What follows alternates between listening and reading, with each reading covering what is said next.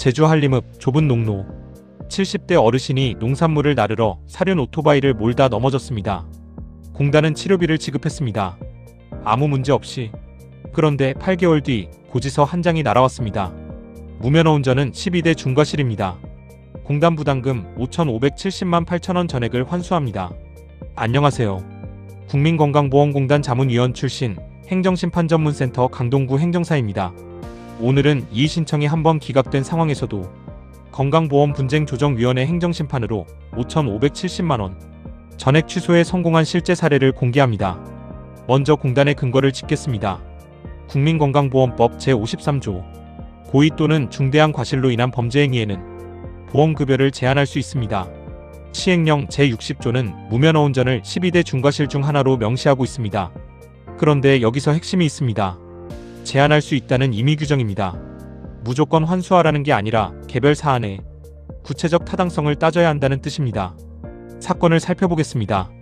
2023년 8월 8일 오전 10시 40분경 71세 A씨는 제주 한림읍 농로에서 농작물 운반용 사륜 오토바이를 운전하다 사고가 났습니다. 조향장치 조작이 되지 않으면서 차량이 넘어진 단독사고였습니다.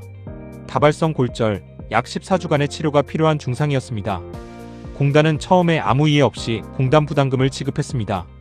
그리고 8개월 뒤인 2024년 4월 공단은 5,570만원을 환수고지한다고 처분하였습니다.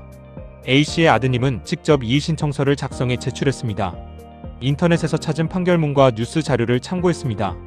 그러나 결과는 기각이었습니다. 이때 중요한 사실이 있습니다. 이의신청과 행정심판은 절차별로 단 한 번만 제기할 수 있습니다.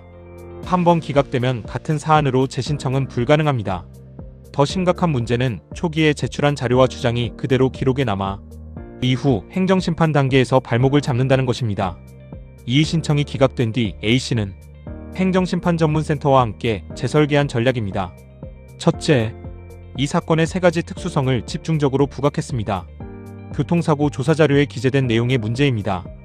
공단 자료에는 사고 당시 구체적 상황이 제대로 반영되지 않았습니다. 실제 청구인이 피해자 측 운전자였다는 점을 명확히 했습니다. 둘째, 운전 목적과 귀책 정도입니다. A씨는 71세 고령으로 고혈압과 고지혈증 지병이 있는 상태였습니다. 또한 단순히 농로에서 농작물을 나르다 조향장치 이상으로 넘어진 것이지 음주나 고의적 범법행위가 아니었습니다. 셋째, 사고의 유일한 피해자가 본인이라는 점입니다. 타인에 대한 피해가 전혀 없는 단독사고였습니다. 2025년 11월 26일 건강보험분쟁조정위원회는 다음과 같이 판단했습니다. 청구인이 무면허 운전을 하였다는 사정만으로 곧바로 급여 제한 사유에 해당한다고 단정하여서는 아니 되고 그 사고가 발생한 경위와 양상, 운전자의 운전 능력과 교통사고 방지, 노력 등 사고 발생 당시의 상황을 종합적으로 고려하여 판단하여야 한다. 피신청인이 이를 뒤집을 만한 구체적 증거를 제시하지 못했습니다. 결론. 이건 부당이득금 환수처분 전액 취소. 5,500만원 전액이 취소되었습니다. 이 사례는 단순한 해프닝이 아닙니다. 유사한 무면허 오토바이 단독사고에서 서울행정법원도 9,200만원 환수처분을 취소했습니다. 대법원 역시 여러 판결에서 무면허 사실만으로는 불충분하다는 법리를 확립해왔습니다. 무면허 운전이라는 사실 하나로 모든 게 끝난 것이 아닙니다. 이 사례가 알려주는 핵심 교훈입니다. 하나, 가장 중요한 승부처는 처음 이의신청 단계입니다.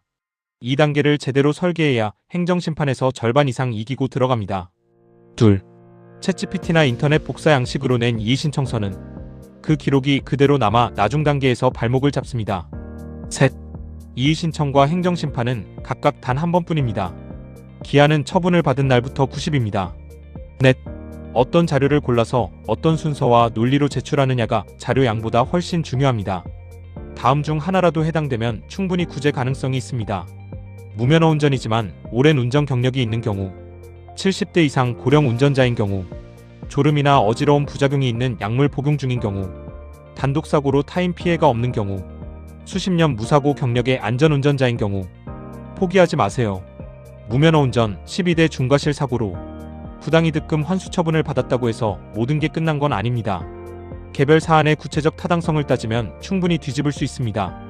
행정심판전문센터의 실제 재결과 판례를 바탕으로 이의신청 단계부터 행정심판 행정소송까지 어떤 전략으로 가야 하는지 상담을 받아보시길 바랍니다.